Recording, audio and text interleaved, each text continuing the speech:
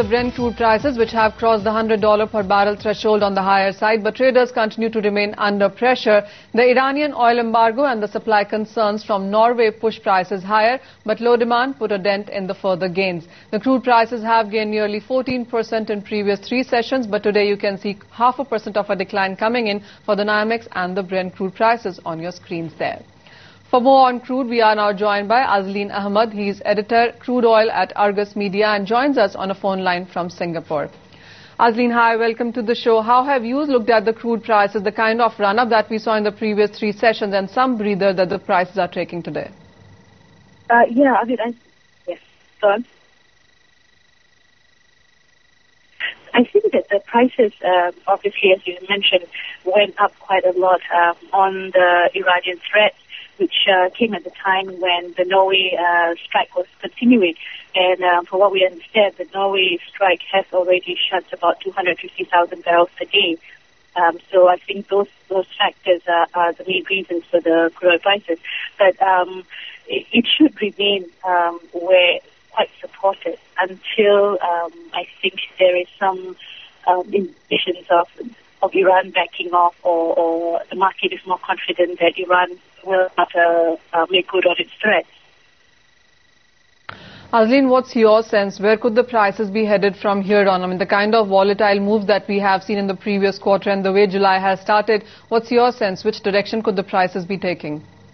I think that actually the prices for Brent particularly will probably remain quite stable. I think that it will probably still be around the $100 level, because in the third quarter, that's when the time when traditionally oil demand does go up. We've seen a very second quarter is when the demand is usually lower. So at least seasonal demand should keep the market as supported.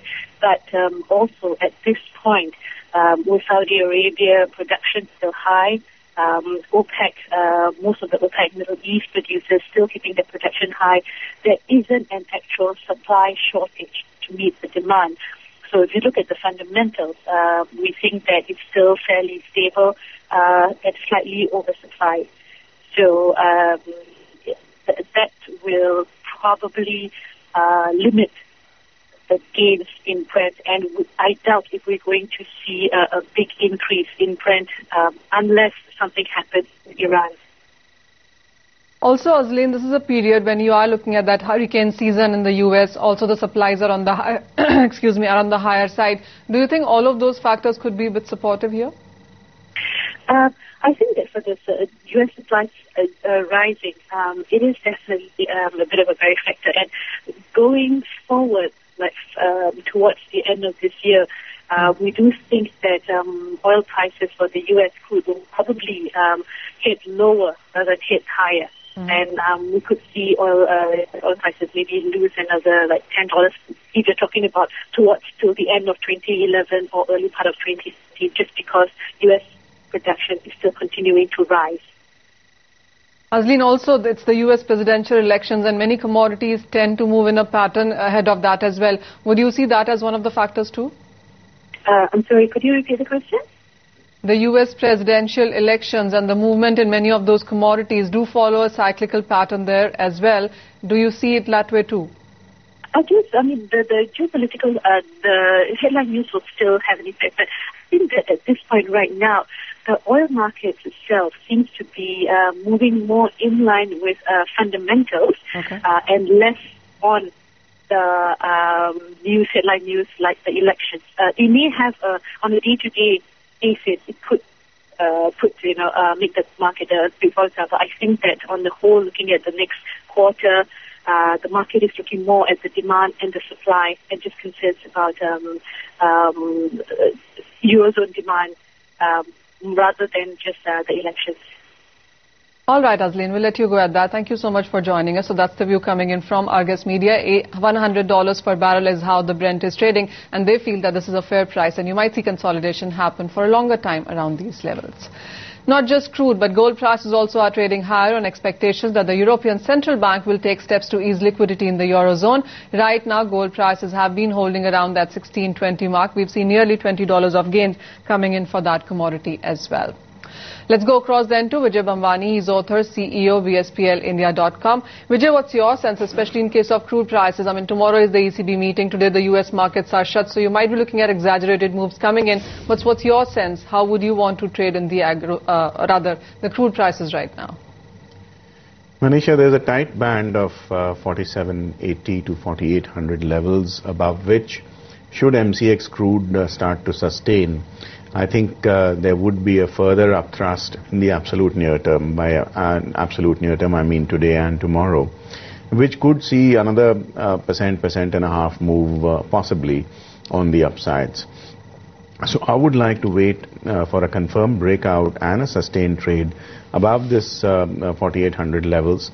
If open interest also expands on the way up, it tells me that I'm not the only guy buying, and there are other bulls who are also adding on to their exposure levels. I would jump on to the long side, and I would wait for about 50 to 70 rupees as a profit potential, which means I'm looking at maybe 4850 to 4875 levels if this breakout occurs.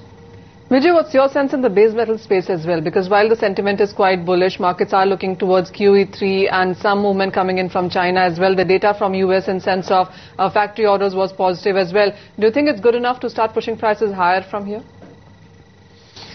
Well, there has already been a little bit of a leg up in prices. If you've noticed, copper is now trading comfortably above the 425 levels.